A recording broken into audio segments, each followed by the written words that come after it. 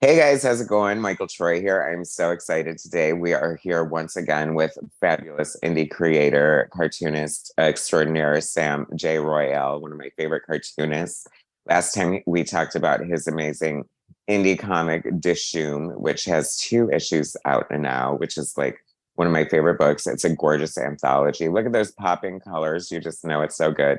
If you watch my channel, you're probably familiar with Sam J's work and he is just honestly one of my favorite cartoonists and one of a good friend. I really have gotten to know Sam, and I'm very excited to announce that he is part of our Big Bang's comic Kickstarter that is probably going on right now during the time this interview will air.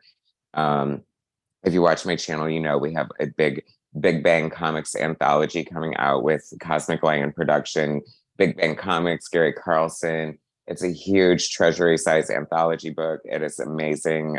It's like 100 pages. We got a Jim Rugg cover, a Carrie Callan cover, centerfold by Nick Cagnetti. All of my favorite indie cartoonists are involved. Sam J. Royale luckily agreed to contribute a 4-page beautiful Shutterbug story, and it is so cool. It is Barry Tan, another amazing contributor. It is like one of his favorite parts of the book. He absolutely is obsessed with your contribution and thinks it's amazing. So do you want to tell us a little bit about your contribution to BBC, Big Sure. BBC? Sure. First, thanks for that really nice intro. And with Barry Tan, the field admiration is 100% mutual. I mean, he's an incredibly talented artist, and I'm always in awe of the kinds of things he does and stuff he's putting out. So I feel like when you invited me to be part of this project, I knew Barry was also involved. It's like you have to kind of step up your game to keep up. And so I felt like I needed an angle to stand out potentially in this. And so I was looking at old issues of Big Bang Comics and saw that like a lot of it was like love letters to Golden and Silver Age books visually, and a lot of the artists were really good at mimicking those styles. And I didn't notice anyone who was trying to copy old cartoon like superhero animation.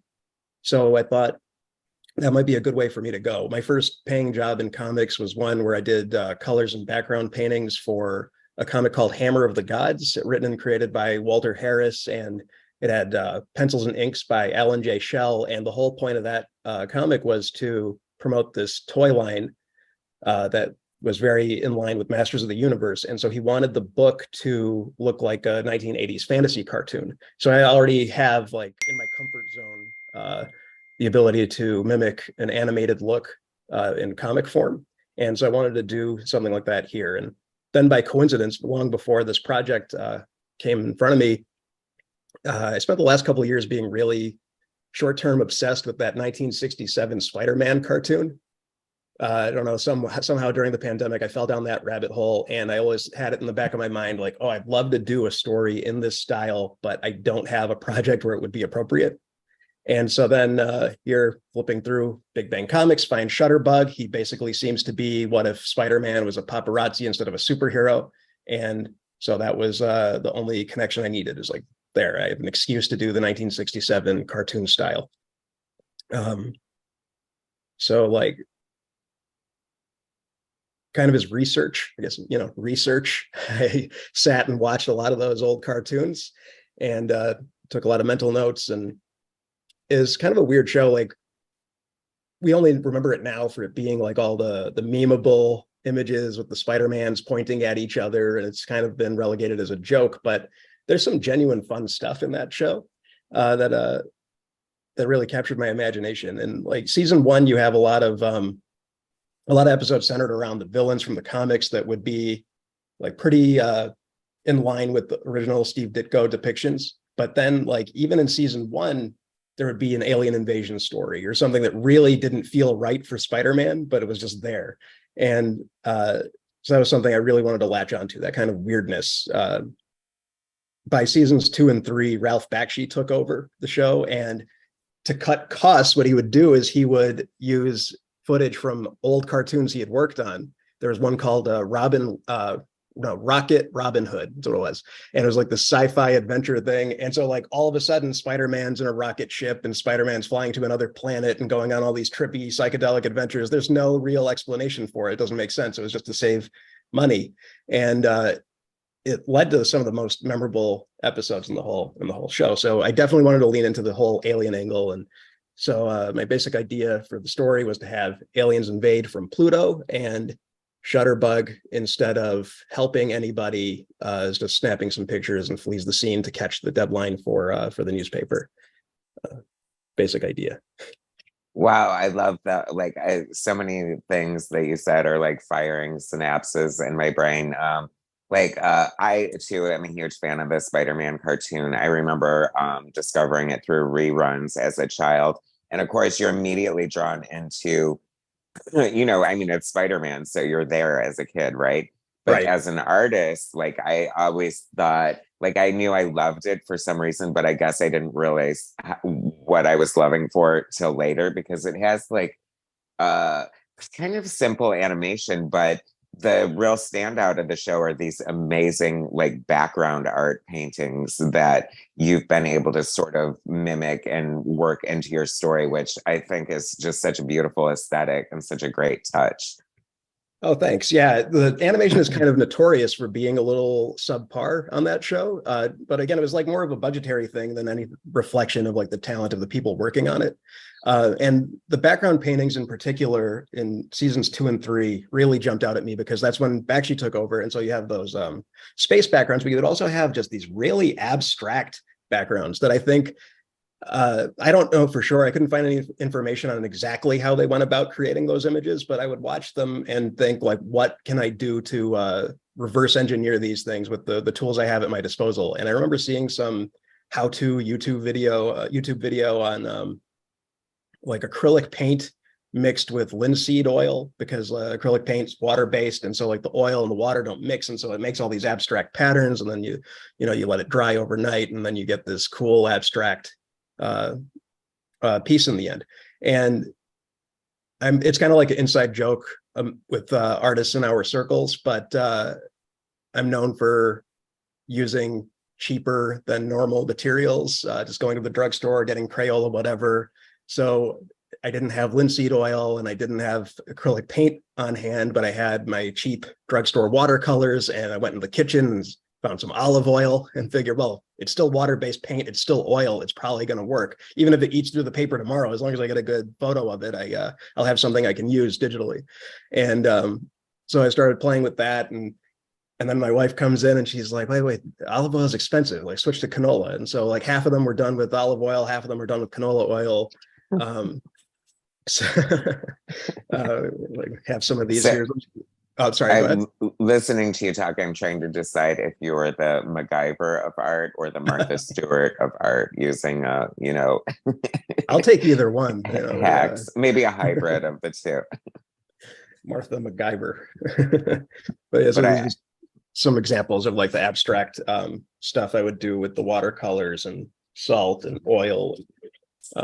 I would use these photos of these and manipulate them digitally and turn them into my background paintings for the cartoon style. I wonder what kind of effect you could get with like Pam cooking spray. Well, maybe we'll find out in the next book. It depends on what's on sale at the grocery store that week. Right. What's within hand's reach in the kitchen. Another fun thing you said that stood out to me was your perception of Shutterbug, the character that you're working on, as what if Spider-Man were paparazzi instead of a photojournalist? I was like, wow, that is like such a great concept. I mean, I guess that's kind of what the whole character is about. But, the one thing about Big Bang is, they have such a huge like universe.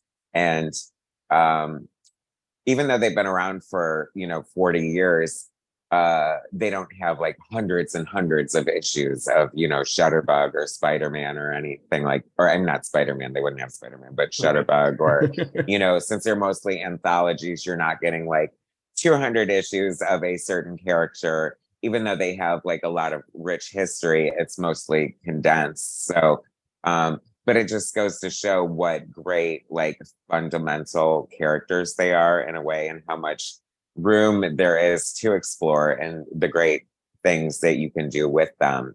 And, it's part of the reason, like, why I put this project together and, brought in people like you, because, Big Bang doesn't really need my help, but I thought it would just be a fun way to get some of the talented people I know to give, like, their best representations or their best versions of these really great classic characters. And a lot of magic has been happening on the book. And I have to say, just the way you described, like, how you came to your character and the direction you wanted to go is pretty magical to me. Like, I think, it's like you had been looking for a project to sort of use this aesthetic, but really had no reason to do it. And then fate comes along and drops this in your lap. So I just kind of love that that happened that way. Yeah, for sure. That was definitely a lucky angle. And it's interesting. First off, I think it's crazy. It's been 40 years. Big Bang Comics. I know. Like, oh, I shouldn't even be 40 years old, but right. but here I am.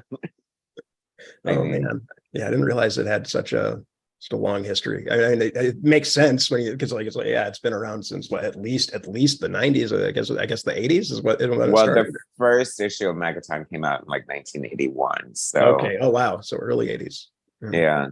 Wow. So, that's wild. I know, right? It is kind of crazy. I know, it's weird because time does go by so fast, and it's like it's hard for me to believe that like the 90s was 30 years ago. So it's like, I don't know, but yeah. It's kind of a coincidence with something I came across while researching, watching a lot of cartoons. There was actually there were two characters called the Fly Twins. They were villains that were created for the SpiderMan show. They were like these bug themed thieves, and they were twin brothers. One was named Stan, one was named Lee, and yeah, guess where they got that from. And it was kind of weird because they ended up looking a lot like Shutterbug would look decades later, with the purple costume and the green eyes. And so if you see screenshots there are two episodes, The Spider and the Fly and Trick or Treachery, and you'll see characters that might as well be a Shutterbug cartoon. Interesting. Yeah. I'm sure it's a coincidence, but it was just a funny thing to stumble onto. It's like, this looks like the thing I'm already drawing. Yeah, there's another artist on the book who bring a couple actually who bring an animation aesthetic. Like, it's mostly traditional superhero, some out there kind of things like Marty Keene, but really love his work. Yes, like, it's so good. Great. I know, like, the aesthetic for this is all over the place. It's funny you talk about using canola oil and stuff, because when I talked to Madi, we talked about creating like an edible comic book. Yeah, I saw that in the video, right? You talked about buying 2 issues, one to read, one to eat. Yeah. Yes, exactly. So I think I would want mine made with olive oil and not canola oil, though. But because God only knows what's in canola oil. Yeah, what is a canola? I mean, come on. That's a good question. Your wife's a doctor. She should know that. I'm just kidding. I'm sure she knows, but there's a big gap between what she knows and what I know. It's funny. But doctors are like the worst eaters anyway. I used to wait on doctors all the time, and they'd be like eating cheeseburgers and fries and stuff. So, well, it's a high stress job. But oh yeah, for sure. It's a high stress job. You got to deal with that somehow, and some people eat that down. and they're so busy they have to fly by the seat of their pants. So it's not like they can have this great prepared meal all the time. So absolutely. But Ralph Bakshi, you had mentioned Ralph Bakshi as well. One of my animation heroes for sure. Mighty Mouse, like Cool World, Fire and Ice. Fire and Ice, yes. Yeah. Like, I think there's like a Fire and Ice comic book coming out soon that I think saw. So. Yeah, the Frazetta people, they're doing a lot of comic books, okay. And they probably have Fire and Ice in the works. I think Carrie Nord might have done a cover, and I was excited about that. So I remember seeing. Oh, I know, right? Like Fire and Ice, so cool. But anyway, like, I feel like Big Bang would like you know, lend itself well to a cartoon for sure. Too bad there's actually a live action Big Bang sort of I don't know if it was like a pilot or like it's not very long. I think you can find it on YouTube, but I Oh, don't really? think there's ever been a cartoon. And now that I'm like embroiled in the Big Bang world, like my two biggest things I want to see are a cartoon and action figures. Like I really feel like, you know, as you're sitting at your art desk and like working for hours on these characters and coloring and inking and lettering and blah blah blah. It would be so much fun if I had like a little Ultraman and a Night Watchman to like fight each other while I was doing this. While files are saving and have them fight. Yeah, exactly. So when I talked to Jim about the project, because Jim Rugg has done the cover, he had mentioned that a part of the draw for wanting to be involved in the project was the fact that it's a treasury size, which I feel, you know, as an artist myself, that would be appealing to me. How did that play into how you approach the story? Because I know, because you're like one of those Sam is one of those technical artists. You know, we talked about his medium. You're very into the process as far as the planning and the execution. You know, you're the only one who sent specific instructions on how to upload your pages, which I appreciate because, you know, please educate me. But so the treasury size, how did that play into your aesthetic? Really glad you appreciate the instructions. I always feel like I'm coming off a little difficult when I do that kind of thing. But you know, when you spend all this time on the pages, you want to make sure that they get printed the right way. And you'd be surprised how many times I've had things not print correctly when I'm working with other people. And so I just try to control it as much as I can. But at a certain point, you let it go, it's out of your hands, and then they print what they print. If that means incorrect bleeds and things getting cropped off that aren't supposed to get cropped off, that's just part of life.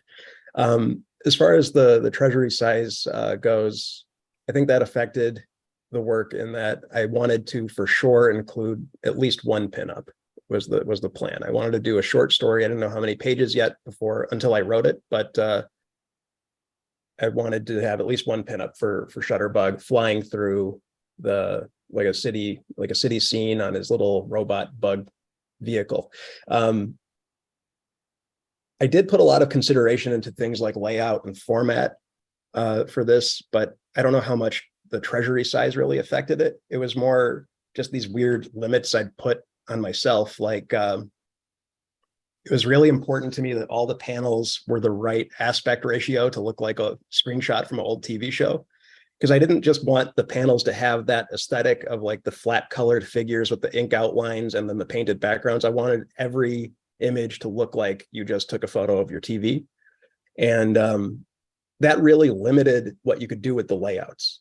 Because if you're sticking to those proportions, you either have the panel go the full width of the page and be really big, or you have two panels side by side, or you have three panels side by side, and you can't even go more than three, or they'll just get too small to really be legible. And so like those were some challenges that I'd set up for myself. And the other thing was like, you know how like when you do comics, it's so important to leave enough room for captions and dialogue balloons. That's something that a lot of artists starting out, they have trouble figuring out, and it ends up becoming a little crowded looking.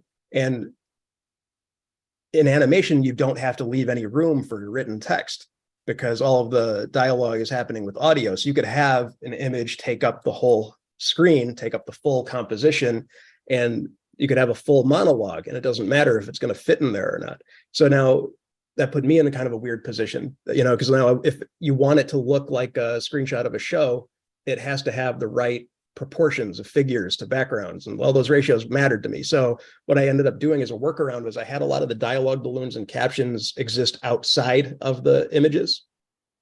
So you'll have the image and then the balloons would be on the top or the bottom of the panel, and you just have the tail of the balloon pointing to the character, and that's how it would go. And then even that led to a problem where you have a white dialogue balloon on the white gutter of the page tends to disappear visually. So the workaround for that was I color coded all of the balloons to go with their corresponding characters.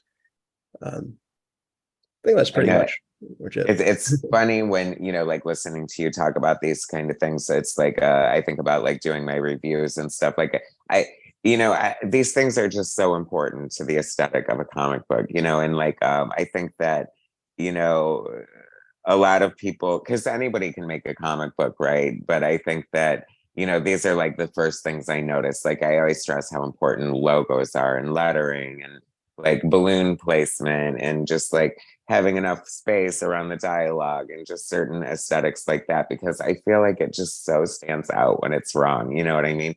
But then I right. think, I think about like all those old comic books, and I hate to like call out somebody like Chris Claremont, but you know, it's like sometimes they really were cramming all those words into the panel, and sometimes it really shows. You know what I mean? Like, Right.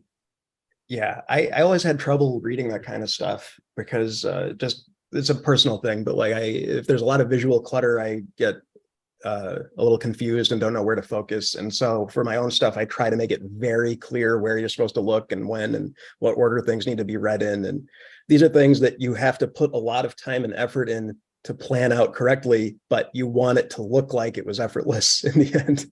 You know, like none of that work should show. It should just flow naturally. So hopefully that came through on these pages. But the way I wrote the story too was a little different. I kind of Marvel methoded myself on this. So like what I did was like the first page of the 4-page story was tightly scripted, and I had like everything planned out, caption to caption, panel to panel. But then after that, I just told the story visually with 14 or 15 images.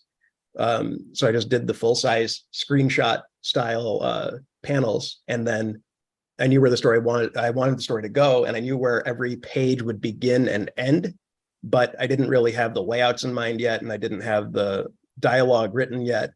And that was all stuff that was added later. So it led to some fun kind of experimental stuff for me. Like there's I think it's page 3 where there's 2 panels where you see Shutterbug sticking to a wall, and he's got a camera in hand and he's photographing this alien. And then the next panel is a close-up of his camera, and you see the alien reflected in the camera lens. And so just 2 quick panels, and visually the story's told, okay, Shutterbug took a picture of an alien.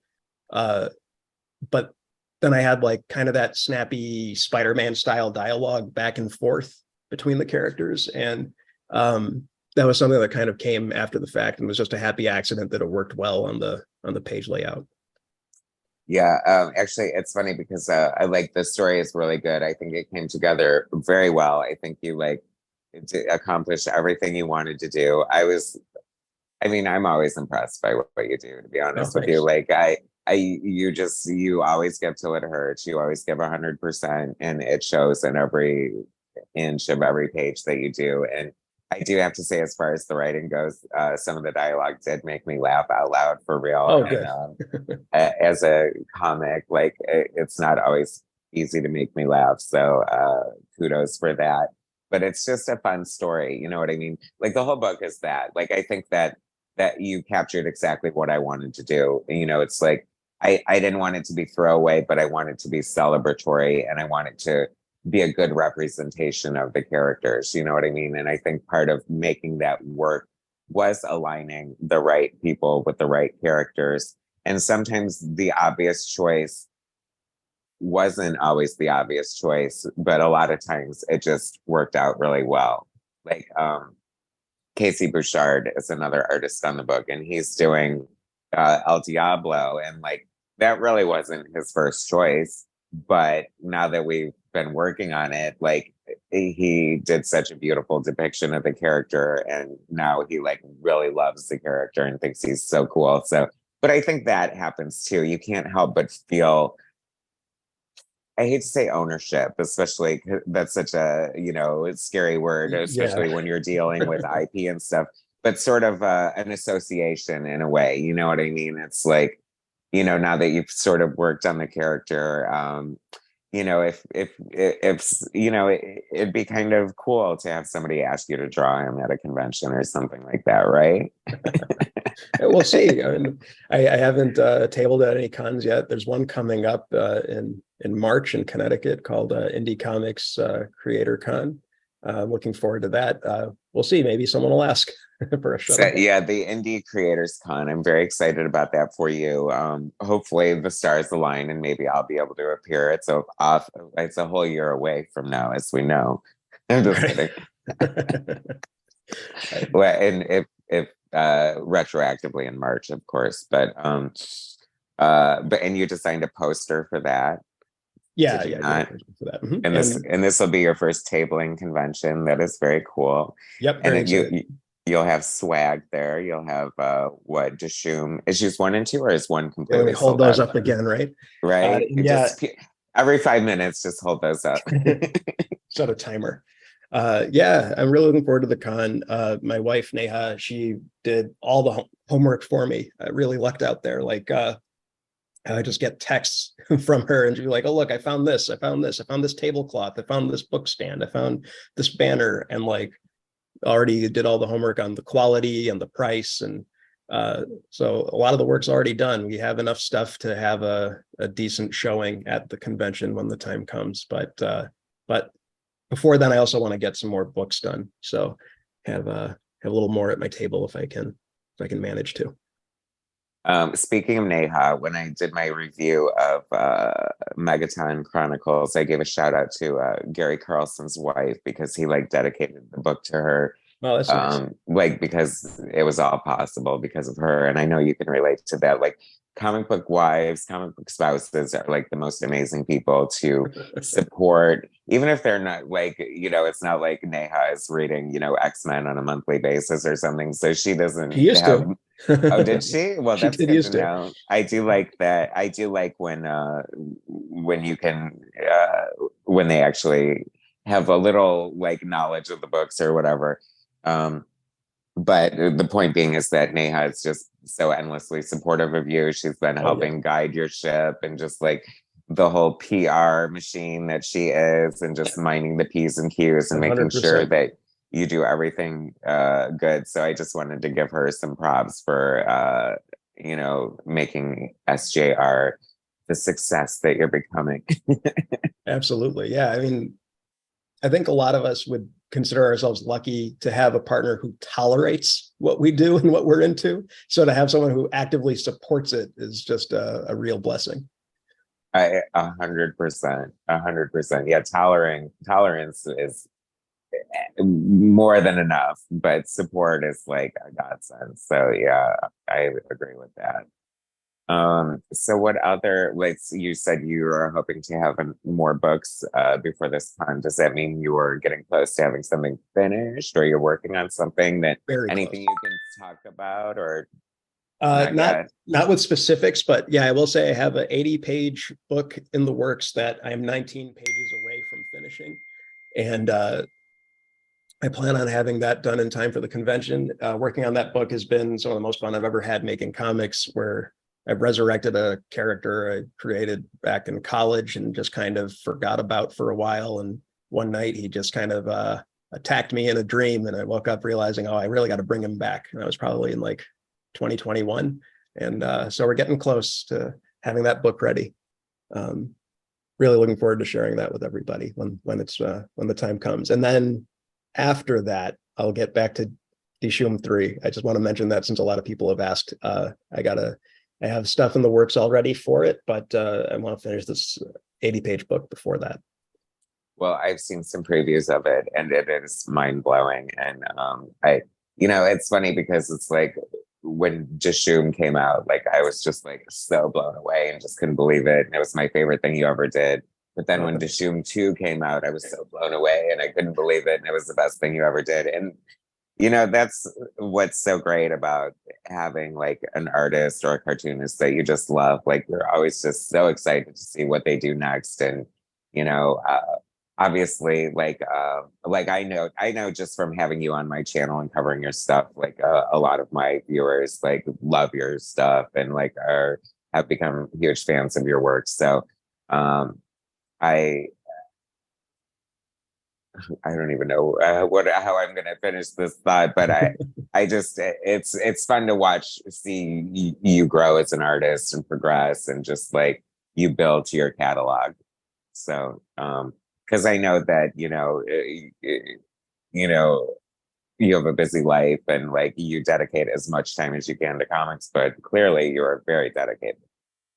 Oh, thanks a lot. Yeah, seeing people grow is always a blast, and we see a lot of it in the people in our circles. Like, there's a creator who's also on the West Coast with you, Sam Sahonis. He's got that book, Philip K. I think 2 or 3 issues are out now, and like I really like the first issue of his book, and the second book just blew it out of the water. And like you just see like a complete night and day difference with all this growth in his work. And then there's Jerome Cabanatan in Canada, who like just applied that discipline that an athlete would have because of his martial arts background, and like he just works at it every day, and you see him improve leaps and bounds with everything he puts out. And it's really cool to see people grow that way. It's definitely something you learn by doing. Comics is something you learn by doing, for sure. Yeah, it's funny with Sam Cenosis. Forgive me if I'm mispronouncing his name, but I did cover his Philip K. Comic book on the channel, and yeah, like the upgrade from like just the level, like it was an Anuki level like upgrade almost. Like I told him he has a deal with the devil. Like he's just like he's just like doing so great on it. Like it's so amazing, the level of detail and just, I don't know, the imagination and the color. We love color, so that's always a draw. And yeah, we know a lot of talented people. Oh, for sure. Barry Tan, Yeah, who we've already mentioned, yeah, insanely talented artist I from know. before. He's another one. Like I wish that he could just do comics full time, but then again, I don't know. Maybe it's a Travis Charest kind of thing. It's like maybe we're only. It's so weird. Like some creators, like a Jack Kirby or a John Byrne or whatever, they have thousands and thousands and thousands of pages of art. You know what I mean? And then other artists have just like a limited catalog, but everyone's different, I guess. Yeah, yeah, it's always a little intimidating when you see like the body of work by someone like Kirby or anyone who was doing it professionally full time in that era. Like you had to be a workhorse just to survive that. But I mean, when it's someone doing it the way that we're doing it, where it's more of like a hobby or a side gig, or you already have your full-time job for money. Something I had in mind to feel a little better about a smaller output was looking to music, where you see like if like there's an artist or a band who has one album a year, one album every 2 years, that's like 40 minutes of music per year. And like Yeah, that's not a lot, is it? that's a good output, right? That would Yeah.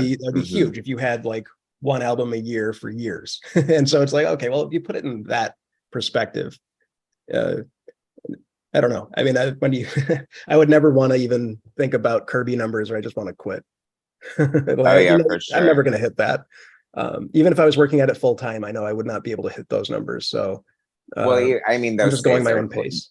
those days are clearly over. You know what I mean? Even the artists and working full time at Marvel and DC are doing 5-issue arcs. They're not doing 200-issue runs. So it's like that's definitely in a time capsule and will never happen again. Right, right. We just won't see that again. We just won't. So it's an enigma. I mean, Kirby's of course an enigma. Um, and Dishoom, I Dishoom, I feel like part of your wheelhouse is you're mixing medias and aesthetics and different things like that. So,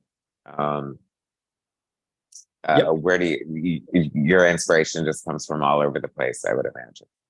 Yeah, well, I mean, like we talked about with Big Bang Comics, with the canola oil, the olive oil. It's a lot of times what happens is I just use whatever is closest to my hand at that time. Like when you're in the zone and you just don't want to stop working, and it gets to the point where it's like if if a purple pencil is closer by when I need red, I'll just still use the purple. And so that's really where it comes from. And then the other thing was like with Dishoom specifically, those were the first comics that I self-published. And so I really wanted to experiment as much as I could to see if I could find my own comfort zone and like let me try 20 different methods and maybe one of them will be the ideal method for me to work with for the rest of my books. And if not, then I'll just keep experimenting forever. And that could be fun too. It keeps it interesting for sure. So that was definitely something I did. And you mentioned that book 2 was stronger than book 1, and I tend to agree. And I think part of that was because I would look at 1 and see what experiments worked and what didn't, and then just kind of lean into the strengths for book 2. So I saw that the mixed media stuff tended to look better than when I tried to do ink and color in a more traditional comic book way. It's just really not one of my strengths. So I did much less of that in issue 2. But that's not even to say that I won't do that inked style again, just because I really enjoyed making those pages, even though the result wasn't as good as I would have liked it to be. You know, end of the day, we're doing this for fun. So if I enjoyed making it, I'm probably going to do more of it just because that's where the joy is. Yeah, it's funny, listening to you talk reminds me of reading, interviews with comic artists in the past, like, especially if you're just starting to see your work published, it's always going to look different, published. So it's like you learn to make these adjustments, and it's like, you're drawing larger sometimes, so you don't know how it's going to look printed and things like that. So there really is room for all those kind of like adjustments and tweaks, and it's definitely a learning and growing process for sure. But so you have this amazing contribution to Big Bang Comics. You're working on your 80-page epic, and you have this creator indie con coming up next year. Is there anything else you want to talk about before we wrap up our little discussion here? Yeah, so if anyone wants to find me on social media, it's Sam J Royale on Instagram and Facebook, no spaces, just SAMJROYALE, and Dishoom 1 and 2 over here. These are available in my Etsy store, etsy.com/shop/SamJRoyale. And there's some original art there too. And since we've mentioned Neha and all of her big contributions, she also set up the Creator Spring store, dishoom.creatorspring.com. And that's where all the t-shirts and merchandise and mugs and all of that live. Well, awesome. I will put links to all that stuff in the description of the video. I'm so happy to have you as part of this book. It's such an amazing book. It's a big, gorgeous, beautiful anthology. And it has so many, like all of my favorite artists in it. And your contribution is a real standout. It's funny, I feel like I'm saying that about all of them, but it's true. I mean, it's like your story is really fun and fits perfectly in with the book. And I'm so happy you agreed to be part of it. I can't thank you enough. And I thank you for your, yeah, of course. And I thank you for your time. I mean, your presence is all over the place. It's like, in addition to being a great artist, you're also an amazing logo designer. Sam designed the logo for my YouTube channel, in case nobody know that, but it's true. And you've done the Ghost Agents logo, and just like you have more logos coming. You did the Cosmic Lion logo. So the Sam J presence is definitely alive and well in the other of the indie world. Oh, thanks. Yeah, we mentioned the Indie Comics Creator Con, and even that I ended up worming my way into doing the logo for that too. I just kind of did it for my own poster, and I had mentioned to Matthew Sardo, I was like, I have this logo if you want it. And the next day it was all over all the social media for the con. So it's like, okay, great. There you go. Some good exposure, I guess. All right, everybody. Well, thanks so much for talking to us today, Sam. Be on the lookout for Dishoom 1, 2, and 3 coming soon. Sam's 80 epic page comic coming, and indie creator coming as well. And until then, it is the perfect time to pledge to this amazing Big Bang Comics Kickstarter. And Sam, I'll put a preview to your art in this video, but Sam's contribution is amazing. Just one of the reasons you're going to want to pick up the book. So definitely get in on this Kickstarter for sure. All right, Sam. Well, I'll let you get on with the rest of your life. And thanks so much for talking to us today. And be on the lookout for Sam J. Royale, and we'll probably be talking to him again soon. Sounds good. Thanks so much. All right. Bye, Sam.